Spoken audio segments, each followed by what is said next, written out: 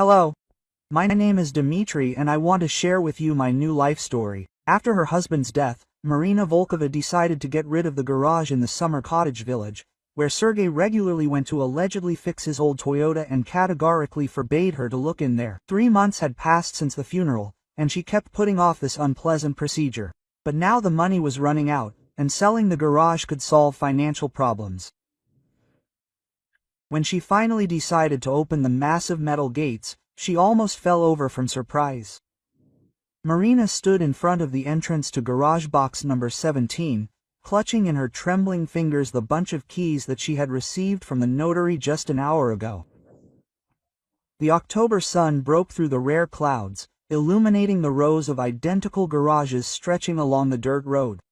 The silence of the summer cottage village was broken only by the distant barking of dogs and the rustle of leaves underfoot. She noticed that several middle-aged men were looking at her attentively from the neighboring garages.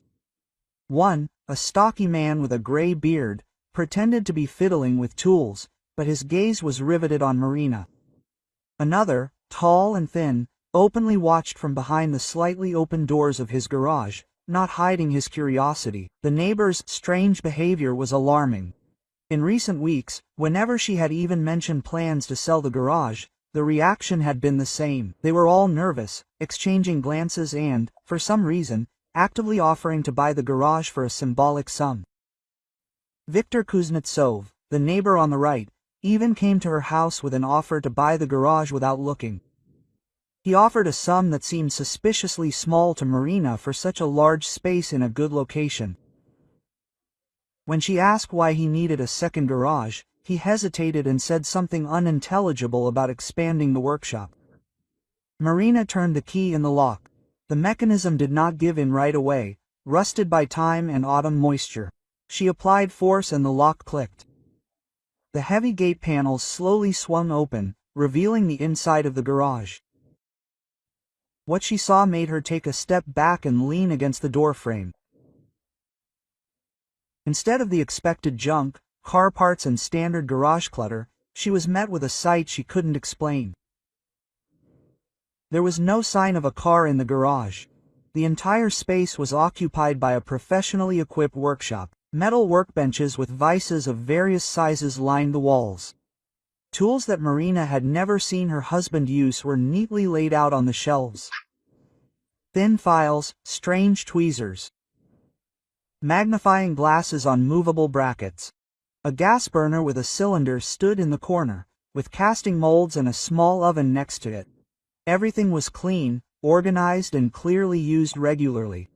On one of the workbenches lay sheets of paper with sketches of some products, pencils and rulers. Marina walked inside slowly, looking around. Her gaze caught on a desk in the far corner. Old, but solid, with lots of drawers. Next to it stood a metal cabinet, which, at first glance, looked like an ordinary toolbox. She walked up to the cabinet and tried to open it. To her surprise, it was locked with a combination lock. Marina wondered what combination Sergei could have used.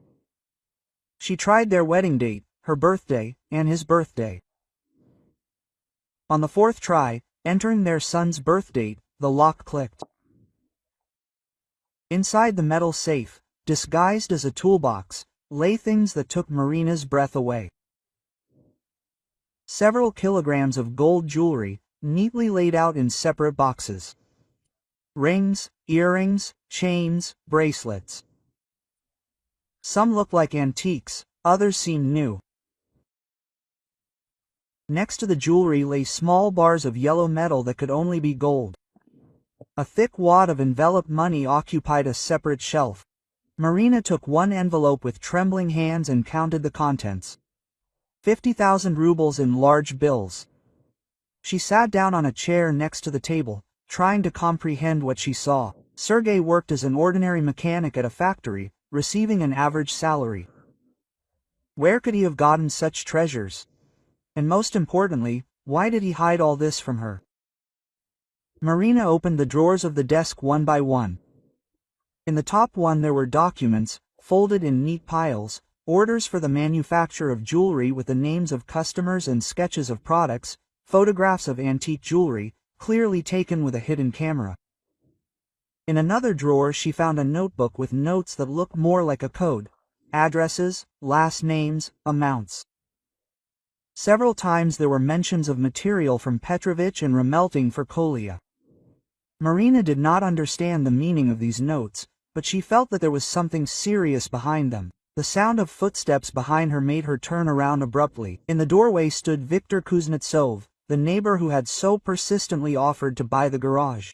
His face was pale, and his eyes were wide open with surprise or fear. Viktor slowly entered the garage, looking around as if he was seeing it all for the first time. But something in his behavior told Marina that he knew the contents of the workshop very well. He was trying too unnaturally to feign surprise. "Marina Petrovna, what is this? Where did Sergei get all this equipment?" Viktor came closer. His gaze darted between the workbenches and the open safe. "I thought he was repairing a car here, like all normal people." "I thought so too," Marina answered, not moving away from the table with the documents. "But apparently my husband was doing something completely different. Do you happen to know what these notes mean?" Quote. She showed a notebook with mysterious notes. Viktor quickly ran his eyes over the pages and hastily handed the notebook back. "I have no idea," he said too quickly. "Listen, Marina Petrovna, let me buy this garage from you right now.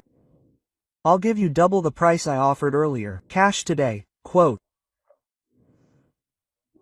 Such haste finally convinced Marina that Viktor knew much more than he admitted. "Why do you need this garage so urgently? And why are you willing to pay double the price without even knowing what's in here?" Viktor was noticeably nervous. He shifted from foot to foot, avoided eye contact, and kept glancing at the exit. "I just want to expand my workshop," he repeated.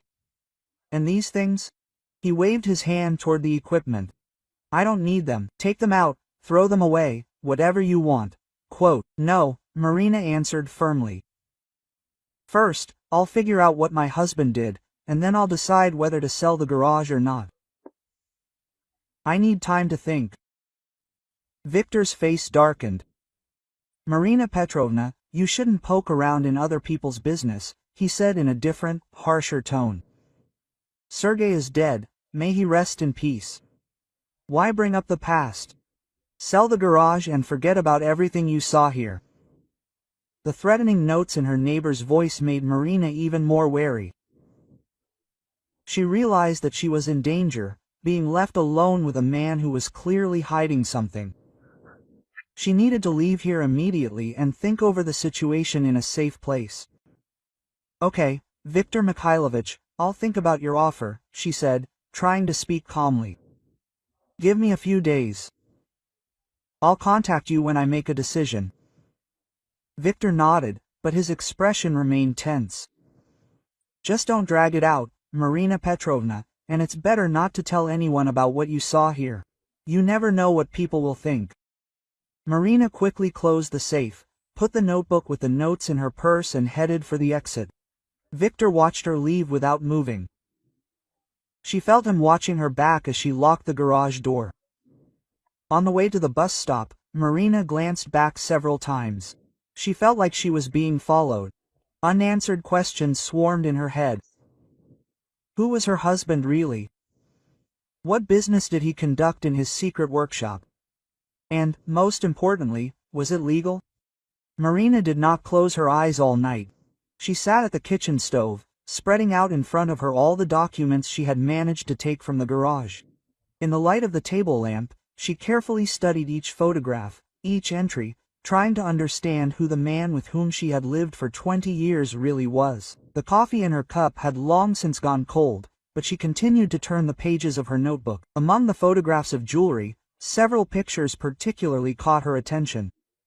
They depicted items with engraved names and dates. An engagement ring with the inscription Annie from Mikhail, 1965. A child's gold cross with the initials AP. An antique brooch with a family coat of arms. These things clearly had personal value for their owners, passed down from generation to generation. Marina felt a chill spread through her body. If Sergei melted down such jewelry, it meant that he got it dishonestly. No one would voluntarily part with family heirlooms. She picked up a photograph of a child's cross and imagined a mother who had lost the memory of her child, embodied in precious metal. By morning, she had made a decision. She needed to return to the garage and carefully examine everything that was there. Perhaps among the documents there would be an explanation of the origin of this jewelry. Marina hoped that her husband ran an honest business, and her suspicions would be in vain. She arrived at the garage cooperative at about 9 a.m. The autumn fog had not yet dissipated, giving the village a ghostly appearance. Marina approached the gate of the 17th box and discovered that the lock was broken. The doors were slightly open, and some sounds were coming from inside. Cautiously peering inside, she saw a middle-aged man fiddling with the safe, trying to open it with some kind of tool. It was Nikolai Smirnov, a neighbor from the 21st box, whom they sometimes greeted when they met. Now his face was red from the strain, and his hands were shaking. Quote, "What are you doing here?" Marina asked sharply, entering the garage. Nikolai shuddered and turned around, dropping the tool on the floor. Fear and confusion were reflected on his face, but he quickly pulled himself together. Quote, "Marina Petrovna, you scared me," he said, wiping the sweat from the pole. "I thought you wouldn't come so early. You see, Sergei owed me money for our joint projects. We agreed that after his death I would be able to collect my share." "What joint projects?" Marina asked again, coming closer to the safe. "My husband worked as a mechanic at a factory." "What projects are you talking about? And who gave you the right to break my lock and climb into someone else's garage?" Quote, Nikolai was noticeably nervous. He shifted from foot to foot and avoided looking her in the eye. "Well, these were such men's affairs, you understand? We helped each other, yes, with earnings. Sergei promised that if anything happened, I would be able to get my money from this safe." At that moment, two more men entered the garage. Marina recognized Viktor Kuznetsov, who had so persistently offered to buy the garage yesterday. Next to him stood a tall, thin man of about 50 with piercing gray eyes.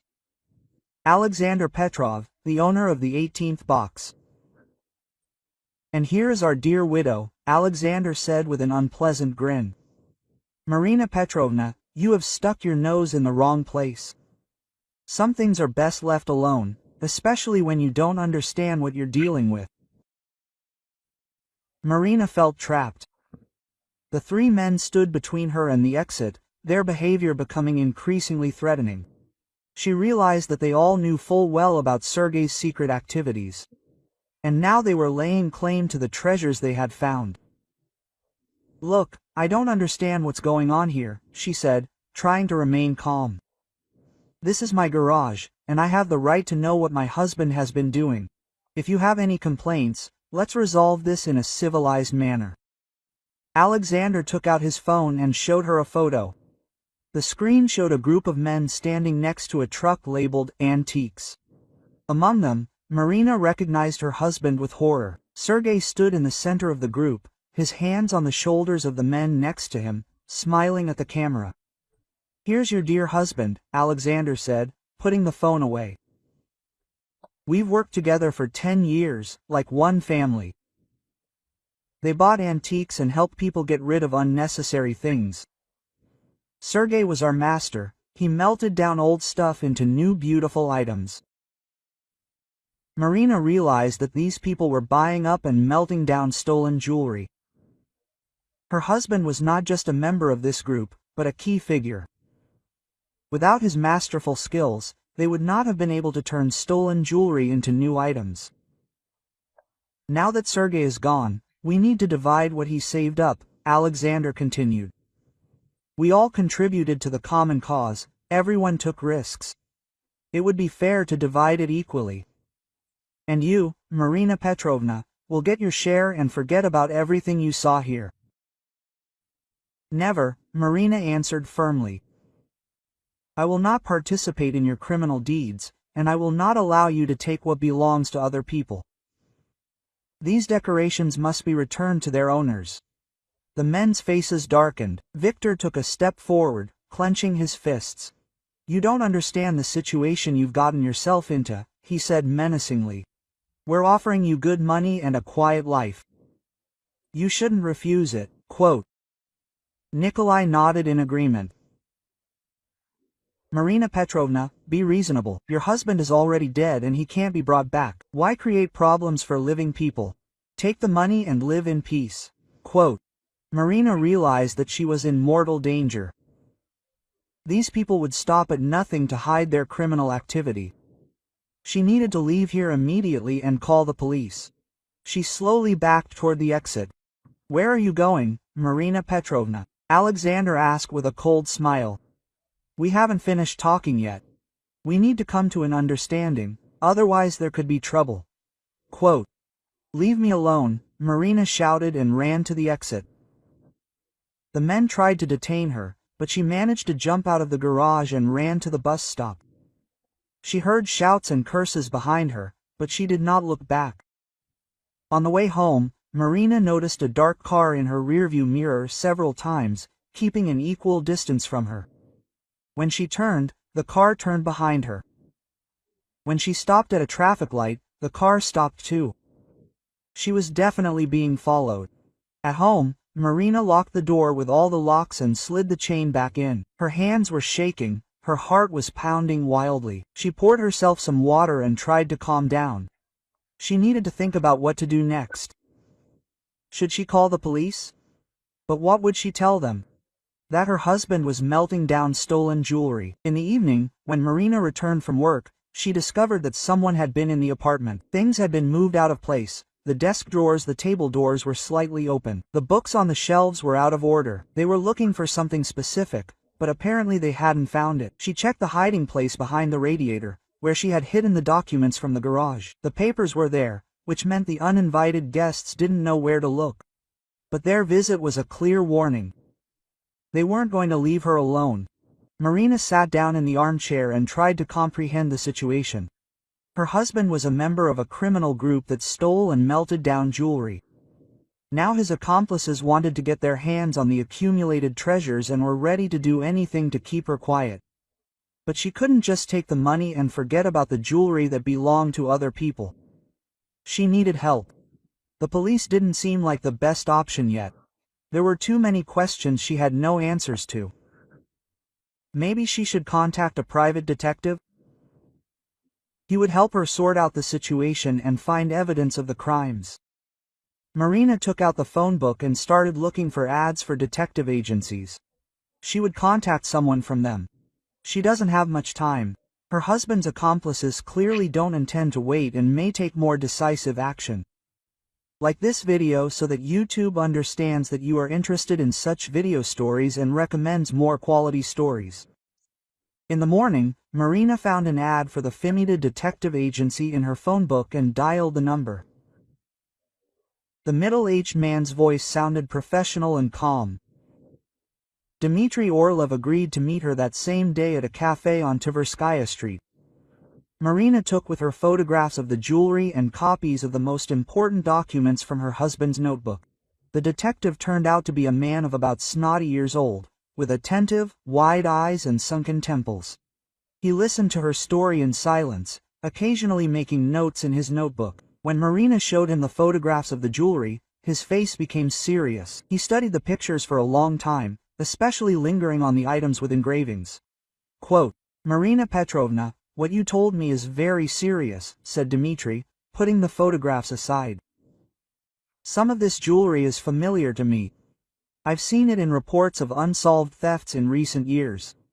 This brooch with a coat of arms was stolen from an apartment on Stashenka 2 years ago. And this child's cross was involved in a theft from a church. Marina felt her heart squeeze with pain. So, her worst suspicions were confirmed. Sergei really was involved in the thefts. The man she loved and considered honest, was actually making money on other people's grief. What should I do? She asked quietly. I can't just take this money and forget about everything.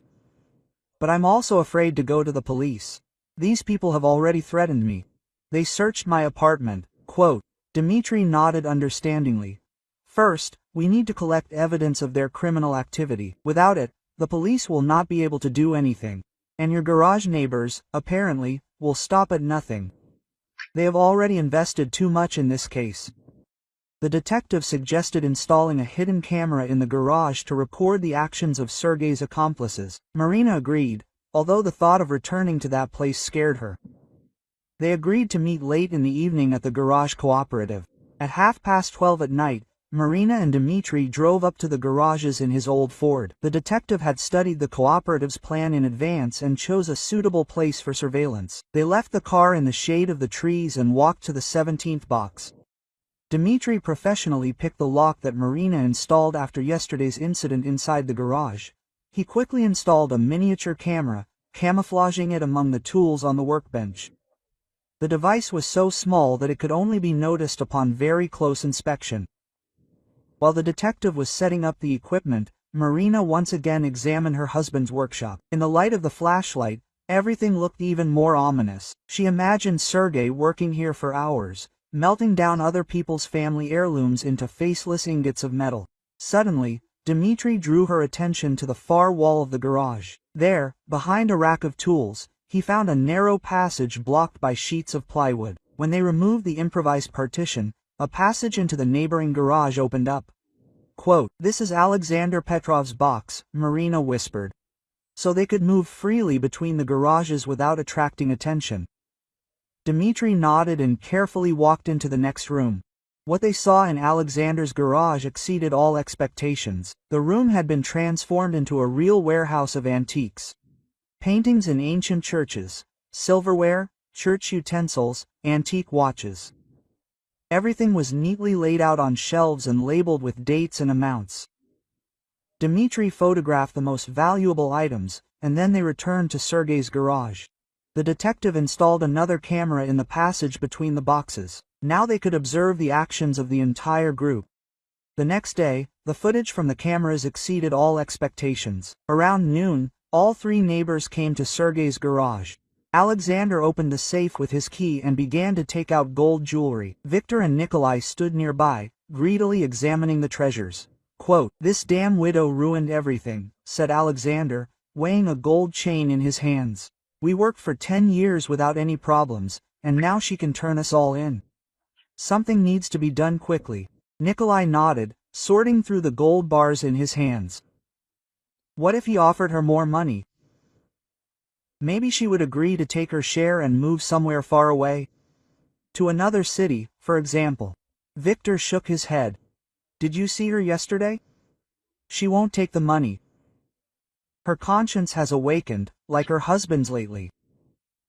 Remember how Sergei started whining about how he needed to quit?" Alexander turned to him sharply. "That is why Seryoza is no longer with us. He wanted to set us all up.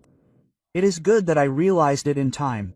And now his wife is following the same path." Marina, who was watching the recording in the detective's office, went cold from these words.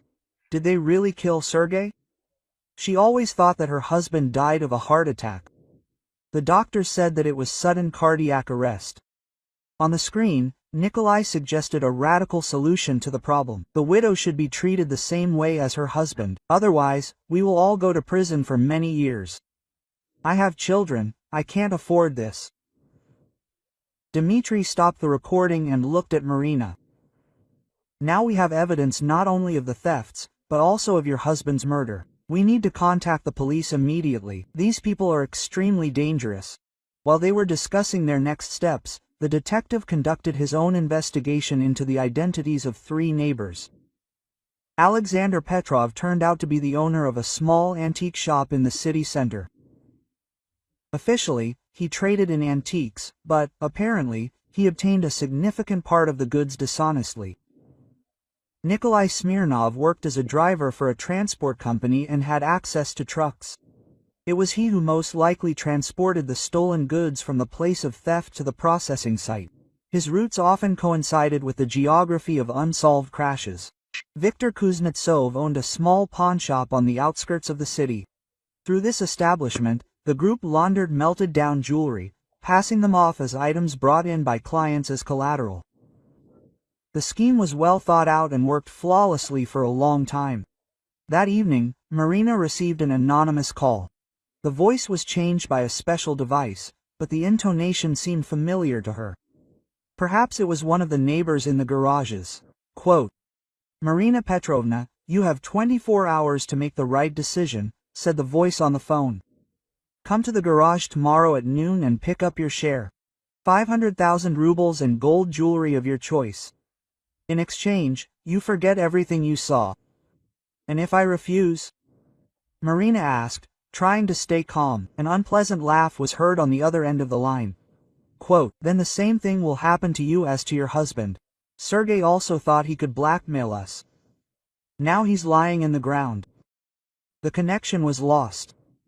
Marina realized that she had almost no time left. These people weren't joking. They had already killed her husband and were ready to kill her if she didn't comply with their demands. She immediately called Dmitri and told him about the call. The detective suggested that they immediately contact the police with the evidence they had. They had enough material to open a criminal case under several articles. Quote, "Tomorrow morning we're going to the investigator," Dmitri said decisively. "We have recordings of their conversations, photographs of the stolen items, evidence of their criminal activity. This will be enough to arrest the entire group." Marina agreed, although she was still afraid. These people were dangerous and resourceful. They managed to avoid punishment for their crimes for 10 years. Who knows what they are capable of when they realize that their scheme has been exposed. The night passed in anxious anticipation. Marina barely slept, listening to every rustle outside the window. She felt like she was being watched, that uninvited guests could knock on the door at any moment. But the morning came calmly. In the morning, Marina and Dmitri arrived at the regional prosecutor's office. Investigator Elena Krylova, a woman of about 40 with piercing eyes and a stern face, listened to their story with professional attention. She carefully studied the video recordings from the cameras, photographs of the jewelry and documents from Sergei's garage. Quote, "There is enough evidence to initiate a criminal case," the investigator said, putting aside the last photograph. "But one detail confuses me. You say that your husband died of a heart attack. I want to look at the materials of that case." Elena Krylova requested archival documents on the death of Sergei Volkov. When they were brought, she studied the pathologist's report and the protocol of the inspection of the scene for a long time. Her brows furrowed, and her expression became even more serious. Quote, "Something is wrong here," she said, showing Marina the medical report. Pathologist Semyon Ivanovich Kotov noted several oddities: the condition of the pupils, the color of the skin, the smell from the mouth. All this is not characteristic of an ordinary heart attack. The investigator explained that the case of Sergei's death was closed too quickly. Usually, in the case of sudden death, a more thorough investigation is carried out, but in this case everything was limited to a superficial examination. Someone was clearly in a hurry to close the case. Quote, "I will order an exhumation," Elena Krylova decided. "A re-examination of the body must be carried out using modern methods of analysis. If your husband was poisoned, we will definitely find out." The exhumation procedure took several days. Marina could hardly bear the thought of her husband's body being removed from the grave. But she understood that it was necessary to establish the truth. If Sergei was really killed, his killers must be punished. The results of the examination exceeded all expectations. Traces of a rare plant-based poison were found in Sergei's body tissue. The concentration was sufficient to cause cardiac arrest. Death was not due to natural causes, but as a result of poisoning. Quote, "Now we have a murder case," the investigator told Marina and Dmitri. "This poison is very specific. It is difficult to obtain. It is necessary to check which of the suspects had access to it." Elena Krylova received permission to search the garages of all 3 of Sergei's neighbors. The operation was carried out simultaneously so that the suspects could not warn each other and destroy each other's faces. A separate group of operatives worked in each garage. A real warehouse of stolen goods was discovered in Alexander Petrov's box. In addition to antiques, church utensils, old icons, expensive watches and jewelry were stored there. Everything was carefully catalogued and assessed. Detailed records of routes and addresses were found on Nikolai Smirnov. His notebook indicated the houses that were planned to be robbed. the time of the owner's absence, and the methods of entry. They also found forged documents for several trucks. A computer with a database of fictitious clients and forged pledge agreements was seized from Viktor Kuznetsov's pawnshop. Through this establishment, the group legalized stolen and melted down jewelry, passing them off as items brought in as collateral. The most important the find was waiting for the investigators in Alexander's garage. There, in a secret safe behind a false wall, recordings of telephone conversations were kept. Alexander apparently did not trust his accomplices and recorded all important conversations. Sergei's voice was clearly audible on one of the recordings. He said that he could no longer do this case, that his conscience was bothering him. Sergei demanded that the thefts be stopped and threatened to contact the police if the group did not disband voluntarily. Alexander's response was harsh and unambiguous. "No one leaves the case alive," he said. "Seryoza, you know too much to just leave. Either you continue to work with us, or we will find a way to stop you."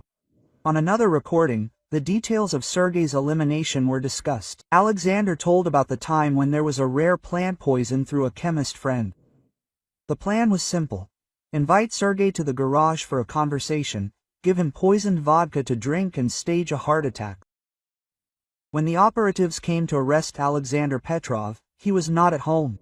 Neighbors said that he left early in the morning with a large suitcase. Apparently, someone warned him about the upcoming search. Nikolai and Viktor were detained without resistance. Both immediately began to testify, trying to shift the blame onto each other and onto the hiding Alexander. They claimed that they did not know about the plans to kill Sergei and found out about it only after his death. A search was announced for Alexander Petrov throughout the country. His photographs were sent to all airports, train stations and border checkpoints. But he seemed to have disappeared into thin air. Several days passed, and there was no trace of the fugitive. Marina returned to normal life, but she felt uneasy. Alexander was still at large, which meant that the danger had not yet passed. She knew that he blamed her for exposing the group and could try to take revenge. Dmitri offered her to temporarily stay with relatives in another city, but Marina refused. She did not want to run away from problems. In addition, the investigator assured her that the house was under surveillance. And at the first sign of danger, protection will be provided. On the evening of the third day after Alexander's escape, Marina heard a strange noise on the landing. She looked out the peephole and saw a familiar figure. Alexander Petrov was standing at her door with some object in his hands. He did not knock or ring the bell, he just stood and waited. Marina realized that he knew about her presence at home. Perhaps he had been watching her for several days, studying her routine, choosing the right moment. Marina quietly moved away from the door and dialed the investigator's number. Elena Krylova immediately contacted the task force, which was on duty nearby. But while help was on the way, she needed to hold out on her own. Suddenly, the lights went out in the apartment. Alexander had somehow turned off the electricity in the house. In the darkness, Marina heard him picking the lock with special tools. She locked herself in the bedroom and barricaded the door with furniture. "Marina Petrovna, I know you're home." A voice rang out Alexandra from the hallway. "Let's talk like civilized people. You've ruined my life's work. Now I have nothing to lose." She didn't answer, hoping that the detectives were already on their way. But Alexander was persistent. He methodically searched the apartment, breaking furniture and turning things over. Finally, he reached the bedroom. Quote, "Don't make me break down the door," he said threateningly. "I have a gun, and I won't hesitate to use it. Come out and no one will get hurt. I just need to talk to you." At that moment, quick footsteps were heard on the stairs. The detectives burst into the apartment, but Alexander managed to grab Marina when she tried to run out of the bedroom. He pressed the gun to her head and demanded free passage. Quote, "I'll kill her right now if you don't back off," he shouted, backing up to the window. "I have nothing to lose anyway. Provide me with a car and free passage to the border, otherwise the widow will go to her husband." The negotiations lasted for several hours. Alexander was desperate and ready for anything. He understood that he was facing life imprisonment for murder and organizing a criminal group. The only chance for salvation was to flee abroad. But in the end, his nerves gave way. When he was momentarily distracted by the sound of a siren in the yard, a sniper fired an accurate shot. The bullet hit Alexander in the shoulder, and he dropped the gun. Marina was released unharmed. During the search, a detailed plan of revenge was found on the detainee Alexander. He was going not only to kill Marina, but also to deal with Detective Dmitry and investigator Elena Krylova. His notebook contained their addresses and daily routine. Nikolai and Viktor, having learned about the arrest of their leader, finally cracked. They gave detailed testimony about all the criminal activities of the group, including details of Sergei's murder. It turned out that Alexander really did poison him with cyanide, mixing the poison into vodka. Sergei was invited to the garage, supposedly for an important conversation about the future of the group. Alexander pretended to be ready to discuss leaving the case and proposed a drink to old friendship. The poison took effect within minutes, and Sergei died in terrible agony. To cover up the evidence of the crime, Alexander bribed an ambulance doctor and a pathologist. They agreed to record death from a heart attack without conducting a thorough examination. Each received a large sum of money for their silence. If you like this story, subscribe to the channel so you don't miss new videos. When Alexander held the gun to her temple, Marina suddenly felt not fear, but a strange relief. Finally, she learns the whole truth about what happened in the last months of Sergei's life. Alexander was agitated and ready to talk just to delay the arrival of the promised car. "Your precious husband really got his conscience up in the end," he hissed in her ear, hugging her tightly. "For 10 years we worked like brothers, shared everything equally, took risks together, and suddenly he decided that he had become too good for our business." Marina listened, trying not to make any sudden movements. The muffled voices of the negotiators could be heard behind the door, but Alexander seemed not to notice them. He was completely absorbed in the memories of his betrayal. "Do you know what he told me the last time?" Alexander continued with bitterness in his voice. "That he can no longer look at the photographs of the people from whom we took things, that he dreams of children crying over stolen toys. You see, his conscience has awakened." He told how Sergei began to change about a year ago. At first, he simply became more silent, joked less during their meetings, then began asking uncomfortable questions about where the things for melting down come from. Alexander thought that this was a temporary clouding of reason. But the last straw was the incident with the child's cross. Sergei learned from the news that the jewelry belonged to a family that lost a child in a car accident. The parents kept the cross as a memory of their son, and the group stole it during a robbery of the apartment. "He came to my house in the middle of the night," Alexander said, squeezing the handle of the gun tighter and tighter. "He cried like a woman, said that we were monsters, demanded that the cross be returned to the parents and that all activities be stopped. I explained to him that this was impossible, but he did not listen." Alexander said that Sergei threatened to go to the police if the group did not disband voluntarily. He even named a specific time frame. 2 weeks to think it over. After that, he was going to hand everyone over to law enforcement. I tried to reason with him and explain that we would all go to jail for many years, the killer continued. "Nikolai has 3 children, and Viktor has a sick mother. But Sergei became possessed. He said that it was better to go to jail than to continue ruining other people's lives." Marina listened to these revelations with pain in her heart. This means that in the last months of his life, Sergei really suffered from the realization of his actions. He wanted to correct his mistakes, but he did not have time. Alexander did not give him such a chance. "Then I realized that I had no choice," the killer admitted. "Either Seryoza or all of us. I could not allow him to destroy the work of my life. I had to take tough measures." He told how he lured Sergei to the garage under the pretext of an important conversation. Pretended to be ready to discuss leaving the criminal group and even compensation for the victims. Sergei believed me and agreed to meet. "I brought a bottle of good vodka and said that I wanted to say goodbye like a human being," Alexander continued. Seryoza relaxed, thinking that I understood that he was right. "And I added Zionist potassium to his glass in advance." Marina shuddered, imagining the last minutes of her husband's life. Sergei was dying in terrible agony, and next to him sat the man he considered a friend. Alexander did not even call an ambulance, he waited until Sergei finally stopped breathing. "Then I staged a heart attack," the killer said with professional calm. "I bribed a doctor and a pathologist anatomist. They recorded a natural death. Everything went smoothly. No one suspected anything." At that moment, louder voices were heard outside the door. The negotiators reported that the car was arriving, but first the hostage had to be released. Alexander laughed nervously and pressed the gun harder to Marina's head. "Do you think I'll believe these cops?" he said.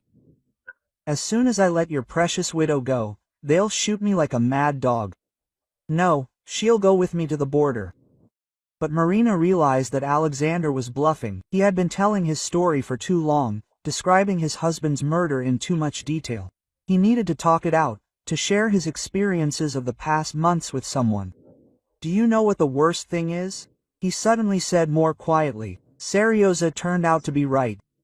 After his death, I started seeing the same dreams he talked about. The faces of the people we robbed, children crying over the stolen things." Alexander admitted that the last months had become a real nightmare for him. He couldn't sleep, he kept looking back, waiting for retribution. Sergei's death did not bring him peace, but only increased the feeling of guilt. But it was too late to change anything, he continued with despair in his voice. "I killed my best friend, betrayed the people who trusted me. The only thing left for me was to continue living with this burden." Quote, "Suddenly there was a sharp sound of breaking glass. A sniper positioned in the neighboring house fired an accurate shot through the window. The bullet hit Alexander in the shoulder, and he dropped the gun with a cry of pain. Marina immediately jumped to the side, and Special Forces soldiers burst into the room. Alexander tried to get to the dropped weapon, but received another wound to the leg. He fell to the floor, writhing in pain and cursing everyone around him. The operation to free the hostage was successful. Marina was not injured, except for a nervous shock. Alexander was taken to the hospital under heavy guard, where he received the necessary medical care. After the arrest of the leader of the criminal group, the investigation received a lot of new evidence. Detailed plans for future thefts, lists of potential victims, and plans for breaking into homes and museums were found in Alexander's apartment. Of particular interest was the correspondence with the buyers of the stolen items. Among the group's clients were several well-known collectors who were well aware of the origin of the items they were buying, but turned a blind eye to it. The most important discovery awaited the investigators in Sergei's garage. There, in a secret compartment of the desk, they found a letter written by the deceased. It was a detailed confession of all the crimes committed. Sergei compiled a real report on the group's activities over 10 years. The letter listed the names of all the victims of thefts, the addresses of the warehouses with the stolen property, and the methods of selling the stolen goods. He planned to hand this message over to the police the day after that fateful meeting with Alexander. The letter ended with an appeal to his wife. Sergei wrote that he could no longer live with the knowledge of the harm caused. He asked Marina for forgiveness for the years of deception and expressed hope that his confession would help return the stolen items to their rightful owners. Thanks to this document, the investigation was able to solve dozens of unsolved crimes in recent years. The identities of most of the victims were established, warehouses with stolen property were found, and distribution channels for antiques were identified. It turned out that the group was involved not only in thefts from private homes, but also in robberies of churches and small museums. They specialized in ancient icons, church utensils, and antique jewelry. All of this was melted down in Sergei's workshop or sold through a network of front men. The total damage from the criminal group's activities amounted to more than 50 million rubles. But the material losses were not the worst. Many victims lost things that had great emotional value, family heirlooms, gifts from loved ones, and memorable items. The investigation continued for several more months. Gradually, the entire network of accomplices was revealed. Corrupt officials who helped the group obtain information about potential victims were arrested. Marina actively cooperated with the investigation, providing all the documents and photographs found in the garage. She wanted justice to prevail and the stolen items to be returned to their rightful owners. Gradually, she began to understand that Sergei had really changed in the last months of his life. He suffered from the realization of his actions and was ready to be punished just to stop harming other people. His murder prevented him from atoning for his guilt. I recommend listening to these two stories that you see on the screen. I am sure that you will like them, and in the comments to this video, you will find a link to a selection of the best stories from all over the internet. Thanks for watching.